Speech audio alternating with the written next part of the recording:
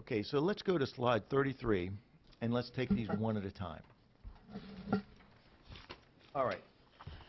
So where I've projected our expenditures to be, and get to Devin's question, is 9.3 is what I feel comfortable there's a set aside right now to dedicate to negotiations, because we are at the table again.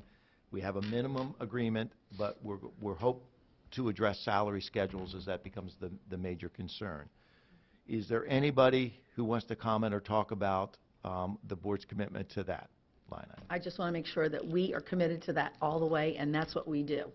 I fully support, honoring the negotiated agreements. I think this has been a board position since I've been a board member, and I think I definitely would stick to it. I agree. Because we negotiated, we should stick to what we say we're going to do.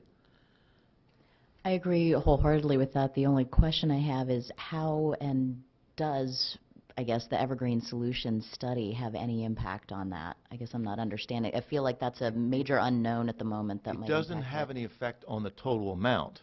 It has the effect on the process of negotiations, how we Okay. start. Because it is no secret that we have contracted with them to help us devise salary schedules. Employees were a part of that process.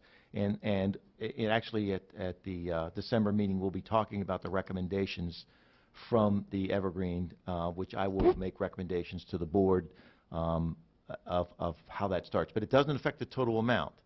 It affects the process. Okay. Do the 5 bargaining units know what this entails yet, or no?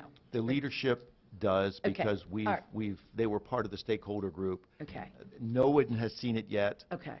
We're going to unveil it to you first, and then during the board meeting or after the board meeting, we'll unveil it to everybody. So you'll get the first look at it in the recommendations. And So that's the normal process we have. When you pay for contracted services to give you a service, you see it first, and then the public sees it. So you'll have a chance to look at it. It's a voluminous report, and I'm sure that's one we'll be looking and debating for times. And they do have 5 recommendations, which I'll discuss next week.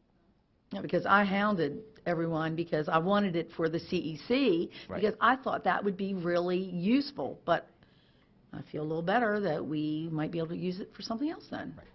Right.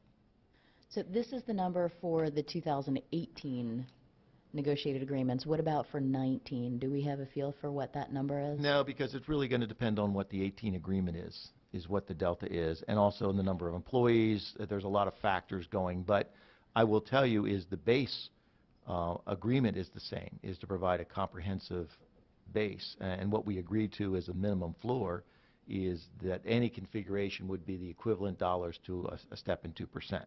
Whether it translates to that or something else is yet to be, it has to be negotiated.